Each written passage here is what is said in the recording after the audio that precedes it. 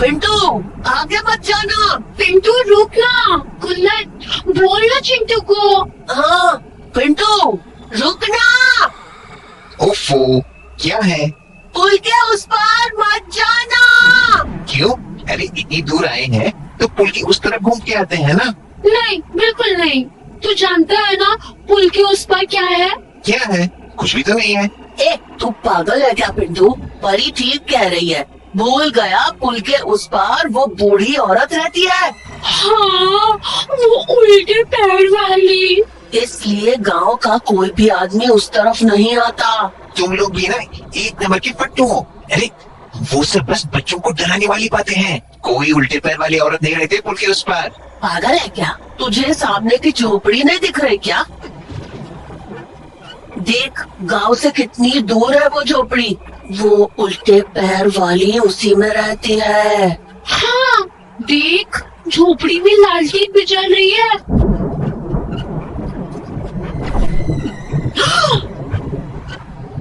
मुझे तो डर लग रहा है।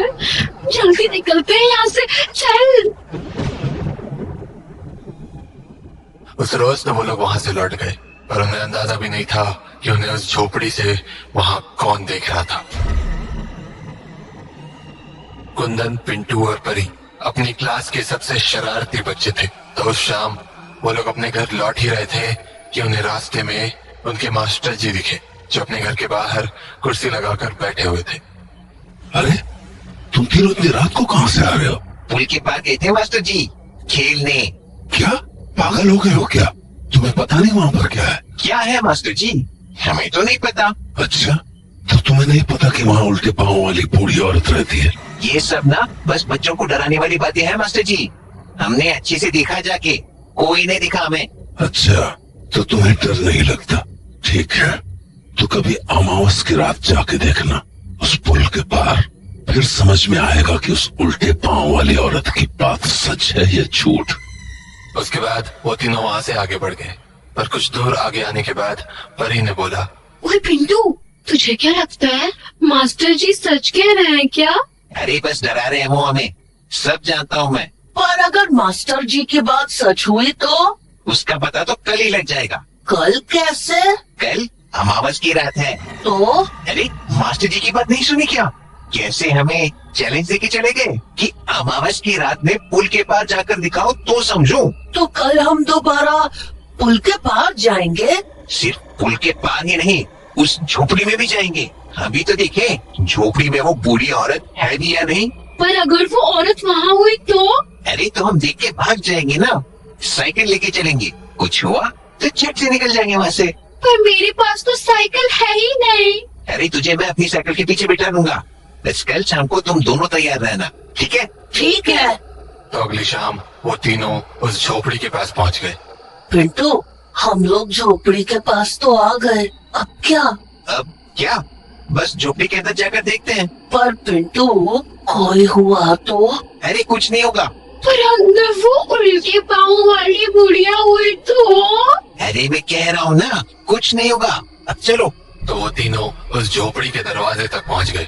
पिंटू दरवाजा खोलने ही वाला था कि झोपड़ी का दरवाजा अपने आप खुल गया और सामने उन्हें वही बूढ़ी औरत दिखी। उस औरत को देखते ही उन तीनों की चीख निकल गई। अरे क्या हुआ? क्यों चिल्ला रहे हो? कौन हो तुम लोग? आप वही हो ना? उल्टे पाँव वाली। डायन, तुम्हें मैं डायन लगती हूँ? तुमने मेरे पाँव देखे? देखो ये उल्टे हैं क्या? उस बुढ़िया के कहने पर जब उन बच्चों ने उसके पाँव देखे तो वो किसी आम इंसान की तरह ही सीधे थे। तो ये देखकर पिंटू बोला, अरे हाँ, आपके तो पाँव सीधे हैं हमारी तरह। हाँ और क्या, तुम लोग बेकार में डर रहे हो। तो फिर आप हो कौन? अरे ये घर है मेरा, यही तो रहती हूँ मैं। वो लोग आपस में बातें ही कर रहे थे कि तभी अचानक काफी तेज बारिश होने लगी। तो उस बुढ़िया ने कहा, अरे अरे कितनी जोर की बारिश होने लगी। एक काम करो, तुम लोग अंदर आ जाओ वरना भीग जाओगे। तो उसके बाद तीनों बच्चे उस झोपड़ी के अंदर चले गए और बारिश के रुकने का इंतजार करने लगे। तभी पिंटू ने पूछा, दादी अगर इस झोपड़ी में आप रहती हैं तो गाँव वाले क्यों कहते हैं कि यहाँ डायन रहती है? हाँ, ये डायन वाली कहानी मैंने भी सुनी है, पर मेरी कहानी थोड़ी अलग है। बताओ ना, बताओ ना। जहाँ तक मुझे पता है तो इस गांव में कई साल पहले किसी बूढ़ी औरत को जला दिया गया था और उसके बाद गांव में ये अफवाह फैल गई कि वो डायन थी और वो यहीं इसी झोपड़ी में आकर रहने लगी। पर एक दिन उस डायन को ढूंढने इसी झोपड़ी के पास तुम लोगों के जैसे ही 2 बच्चे आए, क्योंकि उन्हें एक खास बात पता चल गई थी। कैसी खास बात? तुम जानते हो, वो डायन ऐसे ही आम इंसानों जैसे हर जगह घूमती फिरती थी, पर उसका असली रूप उसे ही दिखता था जो उस डायन का नाम पुकारता था। ये खास बात थी, ये तो हमें भी पता है। उन बच्चों को ये बात नहीं पता थी। पता थी, पर उन्हें उस डायन का नाम भी पता चल गया था। आपको पता है उसका नाम? हाँ, उसका नाम सुलोचना था, सुलोचना। और जैसे ही उन बच्चों ने उसका नाम लिया, वो डायन अपने असली रूप में आ गई और एक एक करके दोनों बच्चों को अपने साथ उठा ले गई। हम तो नहीं लेंगे ये नाम, कभी भी नहीं। दादी ये कहानी सच है क्या? पता नहीं, मैंने भी इस बारे में बस कहानियां ही सुनी हैं। पर दादी उस औरत को जलाया क्यों गया था? बताती हूँ, पर उससे पहले मैं जरा दूध गर्म कर देती हूँ। तुम लोगों को भी भूख लगी होगी ना? भूख तो लगी है। रुको, अभी लाती हूँ। जहाँ एक तरफ बच्चे उस बुढ़िया से कहानी सुन रहे थे, वहीं पुल के दूसरी तरफ 2 पुलिस वाले महफिल जमाए बैठे हुए थे। तभी उन्हें अपने सामने मास्टर जी आते हुए दिखे। अरे मास्टर जी, इतनी रात को कहाँ?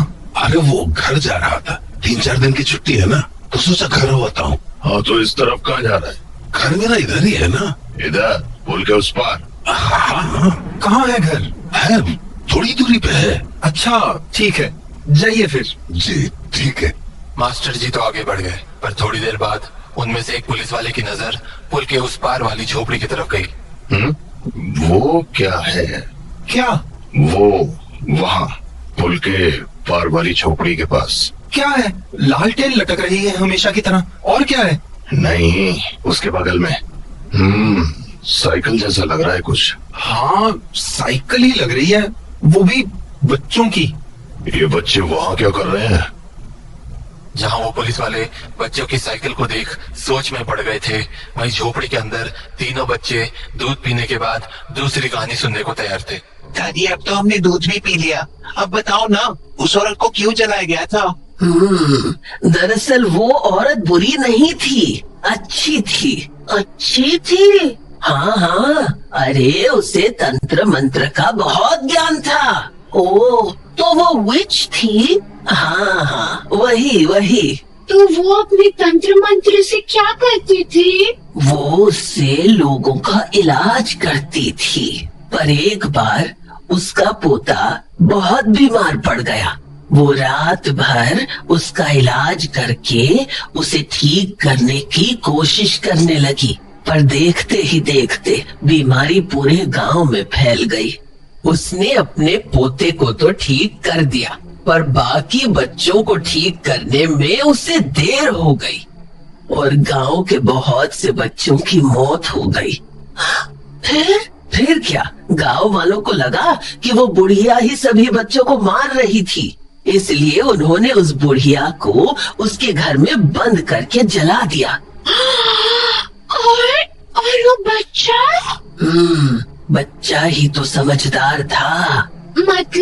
मतलब जब उसकी दादी को जलाया गया तो वो अपनी दादी की सारी तंत्र मंत्र की किताबें लेकर बाहर निकल गया। फिर क्या, गांव वालों ने उसे भी मारा और गांव से निकाल दिया, पर फिर वो उस रात उसी झोपड़ी में वापस आया उसके बाद उसने क्या किया?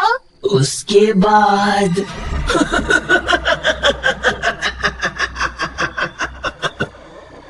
पर इससे पहले कि बच्चे पूरी कहानी सुन पाते, वो तीनों बेहोश हो गए और जब उनकी आंख खुली तो उनके पांव रस्सी से बंधे हुए थे। ये क्या हुआ? रस्सी? हमारे पैर क्यों बंधे हुए हैं? तीनों बच्चे आपस में बातें ही कर रहे थे कि उनकी नजर सामने की ओर गई, जिसने उनके होश उड़ा दिए। उन तीनों के सामने उनके मास्टर जी बैठे हुए थे। मास्टर जी, आप यहाँ पर?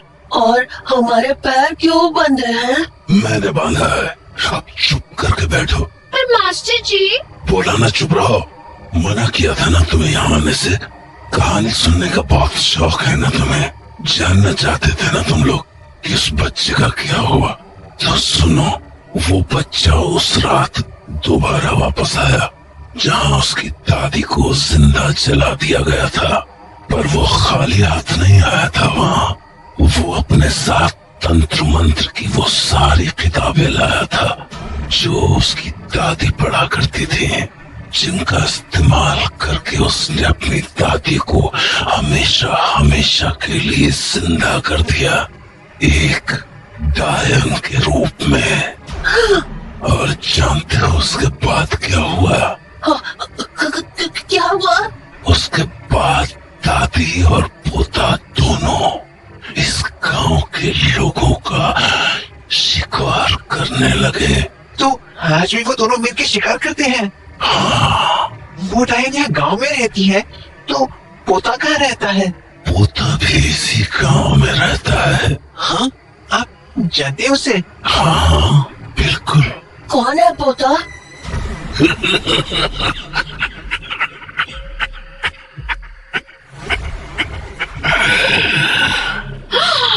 उस डायन का पोता मैं हूँ।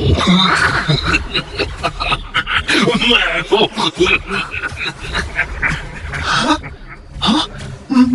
मतलब वो सही समझे तुम।